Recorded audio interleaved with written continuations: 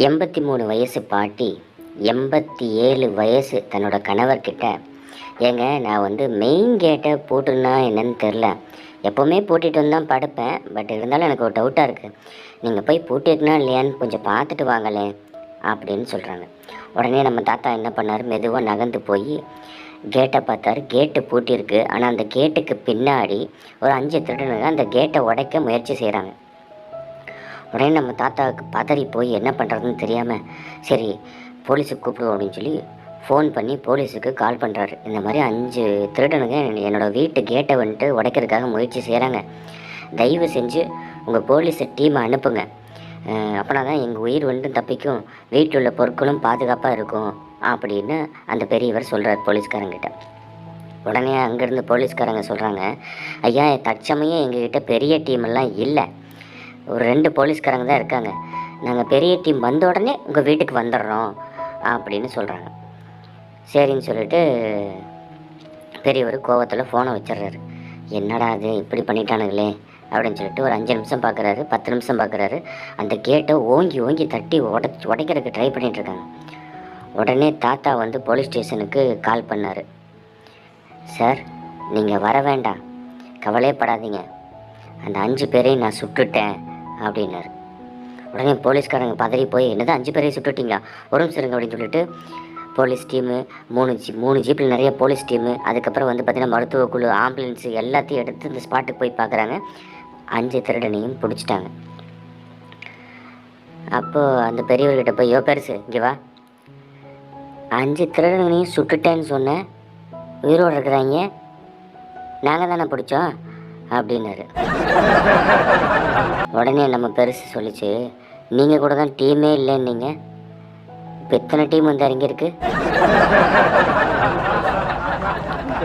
போலீஸ்காருக்கு என்ன பண்ணுறேன்னு தெரில, சைலண்ட்டாக வணக்கம் பெருசு, வரம் பெருசு அப்படின்ட்டு கிளம்பிட்டார். ஒரு சேவல் ஒரு காட்டுக்குள்ளே போயிட்டு வந்துக்கிட்டு இருந்தது. இதை பார்த்த ஒரு நரி நல்லா கவனித்து அந்த சேவலை திங்க முயற்சிச்சு. கடிக்க முயற்சி செய்யும்போது அந்த சேவலை என்ன பண்ணுச்சு, பக்கத்தில் ஒரு சின்ன குடிசை மாதிரி, நல்ல ஹைட்டான குடிசை, அந்த குடிசை மேலே கடற்கரை ஏறி மேலே உச்சியில் போய் நின்றுச்சு. உடனே அந்த நரி சொல்லிச்சான், சேவலை நீ என்ன பயந்துட்டியா, நான் உன் கூட விளையாடத்தான் வந்தேன், நீ கீழே இறங்கி வா அப்படின்னு. இல்லை பரவாயில்ல நான் வரல அப்படின்ச்சு. இதை பாரு, நானும் நீயும் ஃப்ரெண்டு தான், உன்னை நான் கடிக்க மாட்டேன், உன்னை நான் துன்புறுத்த மாட்டேன், கீழே இறங்கி வா அப்படின்னு.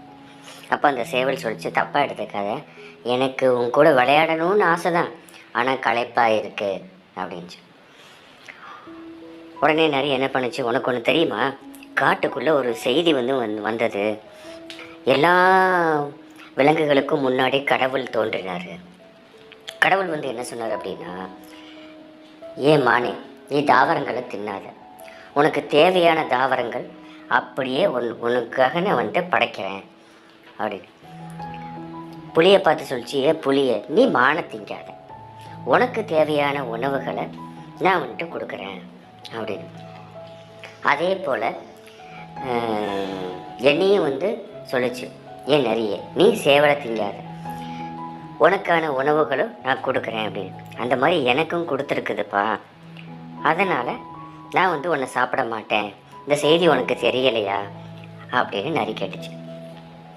அப்போ சேவல் சொல்லிச்சான், எனக்கு இந்த செய்தியெல்லாம் எதுவும் தெரியலையே, யாரும் எனக்கு சொல்லலையே.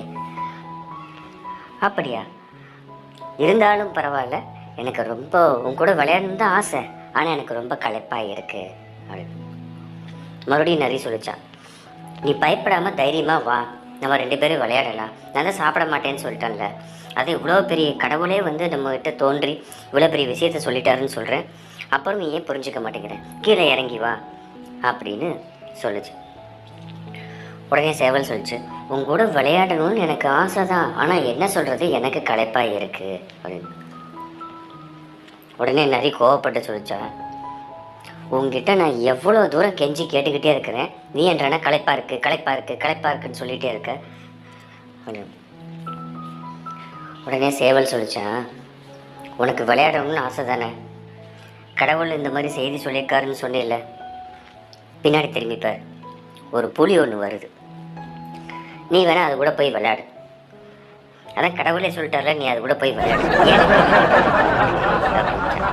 பின்னாடி திரும்பி இப்படி ஒரு பார்வை தான் பார்த்துச்சு. புலி ஓடி வந்து அதை கொல்றதுக்காக தாக்குறதுக்காக வந்த உடனே நரி ஓட்டமாக ஓடி போயிடுச்சு. சேவலுக்கு அப்போ தான் புரிஞ்சுது இது தந்திர வார்த்தைகள் அப்படின்னு. இதே இந்த கதையை நான் ஏன் உங்களுக்கு சொல்கிறேன்னா, கடவுள் பேரை சொல்லிக்கிட்டும் ஏமாத்திட்டு இருக்கிறாங்க. கடவுள் தான் நேரில் வந்து பேசினாரு வச்சாருன்னு சொல்லியும் ஏமாத்திக்கிட்டு இருக்காங்க. மந்திரங்கள் அப்படி வேலை செய்யும், மந்திரங்கள் எப்படி வேலை செய்யும்னு சொல்லியும் சில போலி சாமியார்கள் இன்னமும் ஏமாத்திக்கிட்டு இருக்காங்க.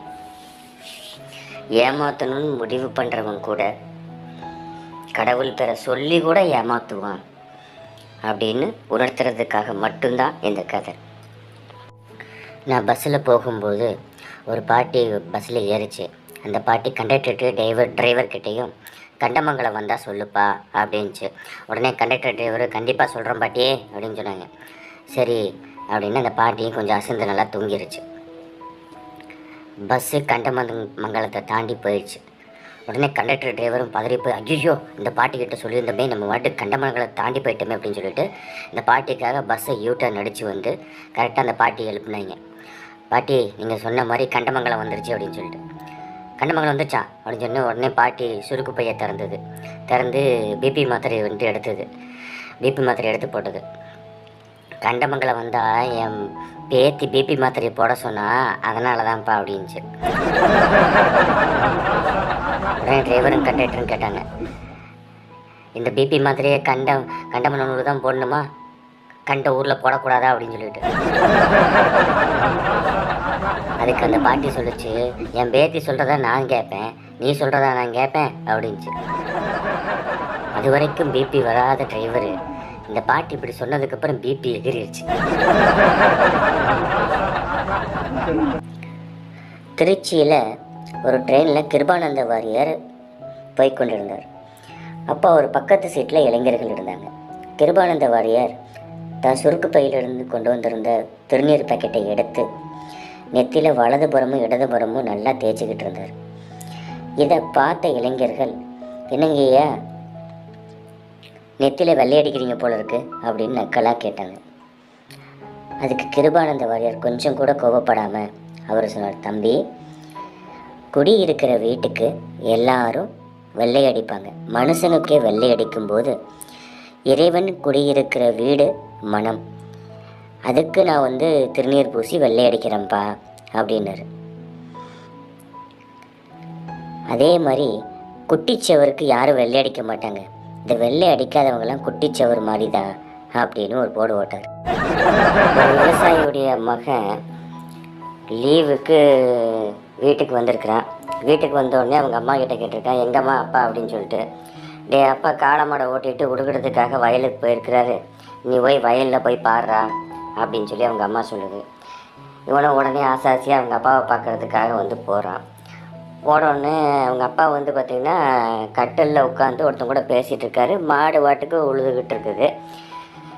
உடனே மகன் கேட்டான், ஏன்ப்பா காளை மாடை கவனிக்காமல் நீ வாட்டுக்கு என்னடான்னா கட்டில் உட்காந்து பேசிக்கிட்டு இருக்கிற, மாடு அப்படியே உழுதுகிட்டு இருக்குது, இதை எப்படி நீ இப்படி உட்காந்து பேசிக்கிட்டு இருக்கிற, மாடை கவனமாக உழுக வேண்டாமா அப்படின்ற. டே மகனே, இல்லை, அது நல்லா உழுகிற மாடு தான், சரியா, நான் இல்லைனாலும் அது நல்லா உழுகும், அதனால் ஒன்றும் பிரச்சனையும் இல்லை, அதுக்காக எப்படி உழுதுட்டு போகுது பாரு அப்படின்னு. என்ன போய் உழுதுட்டு போகுது, அது உழுகாமல் அப்படியே நின்றுச்சுன்னா உனக்கு எப்படி தெரியும் அப்படின்னு. அதுக்கு தாண்டா மகனே, அதோட கழுத்தில் நான் மணி கட்டியிருக்கிறேன், அது உழுதுட்டு நடந்துட்டு போகும்போது அந்த மணி சவுண்டு கேட்கும், அப்போ நான் அதை வச்சு நான் கண்டுபிடிச்சிக்குவேன் அப்படின்னா. அப்படி இல்லை மணி சத்தம் நின்றுச்சுன்னா இங்கேருந்து இந்த ஒரு சவுண்டு விடும்.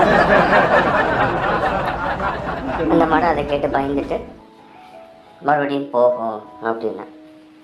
ஏப்பா இப்படி பண்ணால் என்ன இப்படி பண்ணால் என்னென்ன புரியல அப்படின்னு. இல்லை, மாடு அதே இடத்துல நின்றுட்டு கழுத்தை மட்டும் அடைச்சினாலும் உனக்கு சவுண்டு கேட்கும்ல, உழுகாமல் போயிடுச்சுன்னா என்ன பண்ணுவேன் அப்படின்னு. அதனால தாண்டா மகனே நான் ஒன்றா படிக்க வச்சுக்கிறேன், மாட்டை படிக்க வைக்கிறேன். மாட்டையும் நான் உன்ன மாதிரி படிக்க வச்சிருந்தேன்னா அது உன்ன மாதிரி யோசிக்க ஆரம்பிக்கும்.